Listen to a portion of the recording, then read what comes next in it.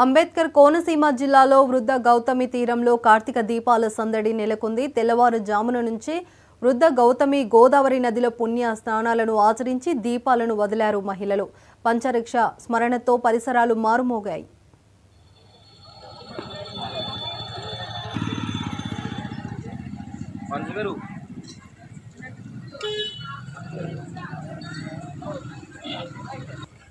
Photo పెడతారా?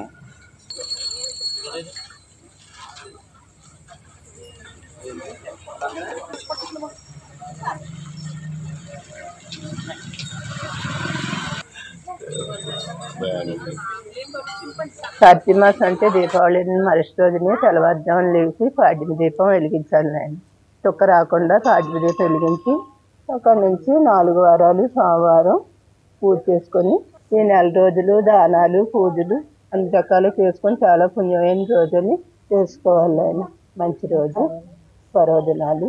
మళ్ళీ last రోజుని ఇలాగే కాలువకి వచ్చి పోలి అమ్మవారికి కార్తీక దీపాలు ఆవు నీటితో వెలిగించి దీపాలు వదిలి పంతులు గారికి సద తెప్పించుకొని పోలి అమ్మ సద తెప్పించుకొని దానం బియ్యం ఇచ్చి పూజ చేసుకోవాలి. ఆయన కార్తీక మాసం అండి.